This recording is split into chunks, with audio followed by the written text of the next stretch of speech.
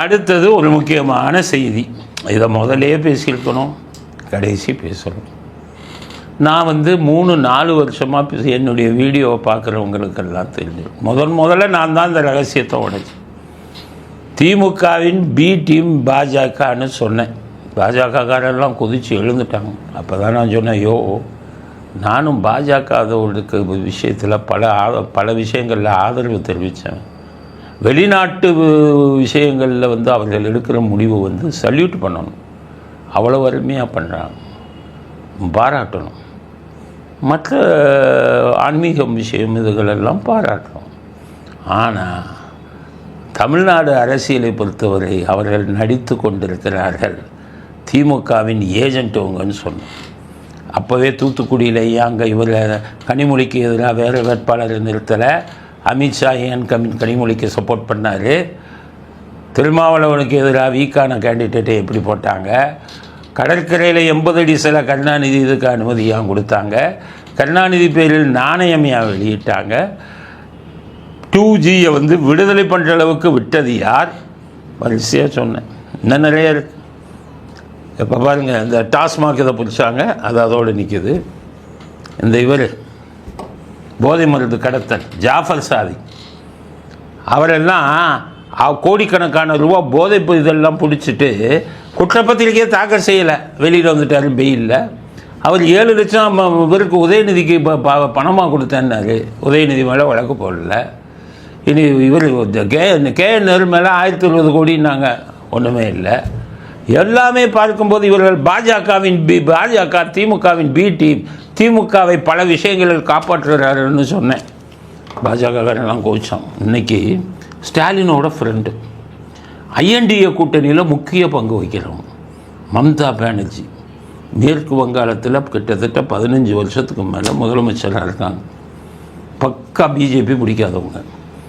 ஆனால் ஸ்டாலினுக்கு நெருங்கிய நண்பர். INDA கூட்டணிக்கெல்லாம் அவங்க ஸ்டாலின் அவங்கெல்லாம் ஒரே மேடையில் நின்று கையெல்லாம் தூக்கியிருக்காங்க. அவங்க இன்றைக்கி ஒரு பெரிய குண்ட ரகசியத்தை என்ன சொல்லியிருக்காங்க தெரியுமா? நம்பாதீங்கடா, அந்த ஸ்டாலினும் பாஜகவும் கைகோத்துக்கிட்டு இருக்கான், காங்கிரஸ்காரன் அதில் சேர்ந்துருக்கான், இவங்கெல்லாம் வெளியில் நடிக்கிறாங்க, உள்ளுக்குள்ளே வேறு வேலை பண்ணுறாங்கன்னு அடித்து தூக்கி குண்டை போட்டாங்க. இந்தியாவே அதிர்ந்து போச்சு. என்னடா ஸ்டாலினும் பாஜகவும் இது வச்சுருக்காங்களா தொடர்பு? அதுவும் மம்தா பானர்ஜி சொல்கிறாங்களே, அவங்க சொல்கிறாங்க என்னென்னா, இங்கே இருக்கக்கூடிய திறமையான அதிகாரிகள் எல்லாம் பிஜேபி தமிழ்நாட்டுக்கு அனுப்புகிறாங்களாம் ஸ்டாலினுக்கு உதவி செய்யும். ஒரு முதலமைச்சர் சொல்கிறார் மேற்கு வங்காளம். இந்த பிஜேபிக்காரெல்லாம் என்ன சொல்லுவாங்க தெரியுமா? அவகடகா திருந்துங்க, நாட்டை பற்றி யோசிங்க. யாரையுமே சொல்கிறேன், ஒரு அரசியல் கட்சிக்கே தலையாட்டாதீங்க. அந்த அரசியல் கட்சி தப்பு செஞ்சால் தட்டி கேளுங்க. திமுகவோட போய் சேரலாமா? உனக்கு ஓட்டு போடுறவன்லாம் யார்? ஆன்மீகத்தில் நம்பிக்கை உள்ளவன். எவ்வளோ பிராமணர்கள் கண்ணை மூடிக்கிட்டு உனக்கு ஓட்டு போடுறான். தெய்வ எதிர்ப்பாளர், கடவுளை செருப்பால் அடித்தவனோடெல்லாம் நீ தொடர்பு வச்சேன்னா அப்புறம் எப்படி மற்றவங்ககிட்ட நீ எப்படி ஓட்டு வாங்க முடியும்? திருந்துங்க, அதைத்தான் சொல்கிறேன். எல்லாருமே அப்படி தான் இருக்காங்க, திமுகவோட தொடர்பு வச்சுக்கிட்டு நம்மளை ஊரை ஏமாற்றிக்கிட்டு இது மாதிரி பண்ணிக்கிட்டு இருக்காங்க. மம்தா பானர்ஜி சொல்லுதே. அதுக்கு அடுத்தது என்ன சொல்லுது பாருங்கள், கேஸ் போடுங்க. பிஜேபி மம்தா பானர்ஜி தப்பாக சொல்லுதில்ல, டெஃபமேஷன் சூட்டு போடுங்க தைரியம் இருந்தா. என்ன சொல்லுது அடுத்தது? சபரீசன் பெரிய லெவலில் பிஸ்னஸ் பண்ணுறாரு, அவருக்கும் பிஜேபிக்கும் வர்த்தக ரீதியான தொடர்பு இருக்குன்னு சொல்கிறாங்க. என்ன பதில் சொல்கிறீங்க? டெஃபமேஷன் போடுங்க சொல்கிறாங்க. மூணாவது என்ன சொல்கிறாங்க? ஸ்டாலினை வெளியில் விரட்டிட்டு நடித்து கொண்டிருக்கும் ஸ்டாலினை வெளியில் விரட்டி விட்டு INDA கூட்டணியை ஸ்டாலின் இல்லாமல் நான் இது பண்ணுவேன் அப்படின்னு சொல்கிறார். ராகுல் காந்தி பேசுகிறதையே நிறுத்தி விட்டார் ஸ்டாலினுடன். ஸ்டாலின் முகத்தை பார்க்குறதை நிறுத்திட்டார். வண்டவாளம் வெளியில் வந்துருச்சு. 4 வருடமாக நான் ஒரு ஆள் தான் இப்போ குரல் கொடுத்துக்கிட்டே இருந்த இந்த விஷயத்தை கேட்பதற்கு யாரும் இல்லை. இன்றைக்கி மம்தா பானர்ஜி சொல்லிட்டாங்க. என்ன சொல்கிறீங்க? அதைத்தான் கேட்குறேன். மாற்றிக்கொள்ளுங்கள். மைனாரிட்டி பீப்புளுக்கெல்லாம் சொல்கிறேன், சிறுபான்மையினர் குறிப்பாக இஸ்லாமியர்கள், பாஜகவுக்கு நாங்கள் எதிரி, பாஜக மதவாத கட்சின்னு சொல்லி தானே உங்களை ஏமாற்றி இவ்வளோ நாளாக ஓட்ட வாங்கினாங்களே. அதே இஸ்லாமியர்களுக்கு ஆதரவு குரல் கொடுக்கக்கூடிய ஒரு மம்தா பானர்ஜி அவரே சொல்கிறார், இவருக்கு பாஜகவுக்கும் இவருக்கும் ஸ்டாலினுக்கும் தொடர்பு இருக்கிறது, சபரீசனின் தொழிலில் வந்துக்கிட்ட பாஜகவுக்கு தொடர்பு இருக்குது, பங்கு இருக்குதுன்னு சொல்கிறாங்க. சிறுபான்மையினர் யோசிங்க, இஸ்லாமியர்கள் இனி நீங்கள் ஸ்டாலினுக்கு போட போகிறீங்களா? கிறிஸ்தவர்கள் போட மாட்டாங்க, எனக்கு தெரியும். இஸ்லாமியர்கள்லாம் யோசிங்க. இஸ்லாமியர்கள் இருக்கக்கூடிய இஸ்லாமில் இருக்கக்கூடிய இளைஞர்களும் இஸ்லாமியில் இருக்கக்கூடிய பெண்களும் நிச்சயமாக திமுகவுக்கோ ஸ்டாலினுக்கோ போட மாட்டாங்க. அதனால் மற்றவர்களும் திருந்துங்க. நடிக்கிறாங்க.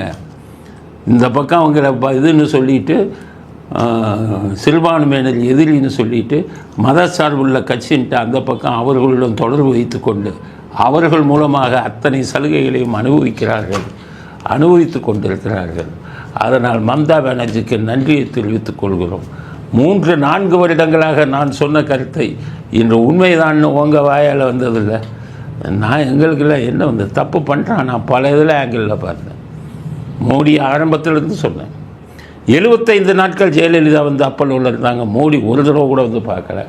ஆனால் அதே கருணாநிதி வந்து இதில் வந்து கோபாலபுரத்தில் உடம்பு சரியில்லாமல் போது அவரை போய் பார்த்தார் மோடி.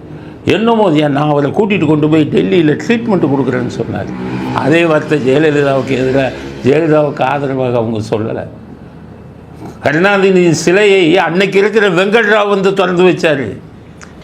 வெங்கையா நாயுடு திறந்து வச்சார்.